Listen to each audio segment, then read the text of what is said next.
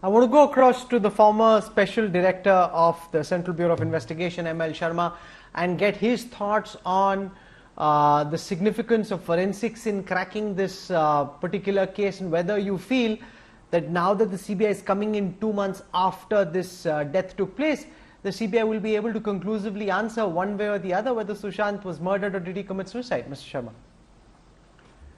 Rahul, thank you for having me on your channel. I'm very glad that your channel is open-minded on this issue. Now, the main issue, and it involves a bit of repetition, even though I never like to repeat things, is what is the cause of death? It could be murder, it could be suicide.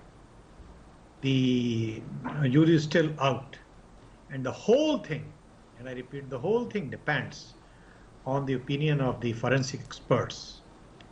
Cause of death has to be determined by the experts. Of course, the post-mortem report, some cause of death has been given.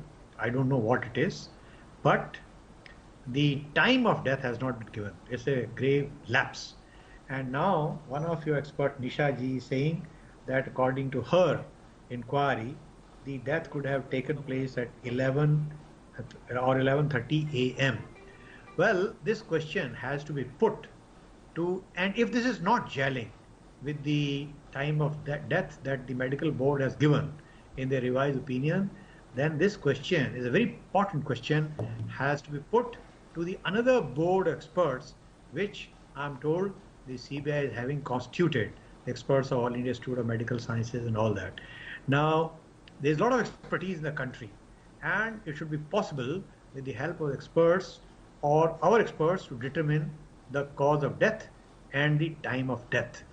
Now, this is the most critical aspect of investigation. So, you see, in no case, forensic science is as important as in this case. Is highly technical nature now. I have heard people lamenting that police didn't do this. Whatever is not done is not done. Thing is that whatever you have, on the basis of that, you have to crack the case, and I'm confident CBI will be able to crack the case. Another small aspect, which has escaped media attention. Let me one more sentence.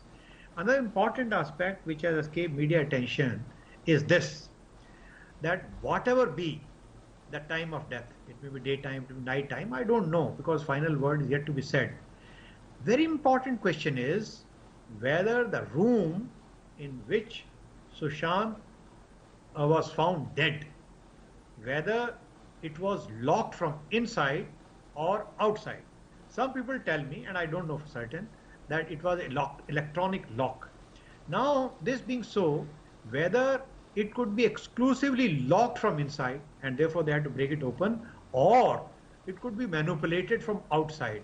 Once we determine this, then many things fall in place. So this is my understanding of the crime scene, and the determination of cause of death, and whether the door was locked from inside or outside, and whether it could be manipulated from outside. Is a very, very, very critical aspect, because if the door can't be manipulated from outside, then it points towards one conclusion. I'm not giving my conclusions because I want the CBI team to investigate with an open mind.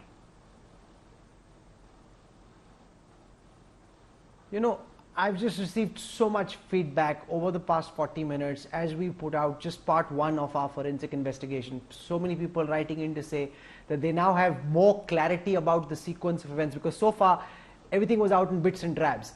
It hadn't been brought together in this fashion using a scientific and technical analytical lens to give you a sense of what happened that fateful day. And a lot of people were under the impression that maybe the death happened at night, whereas in fact now it's established that it happened around 11:30, give or take a few minutes, and that's the ability of forensics to power and help shape your opinion based on scientific evidence.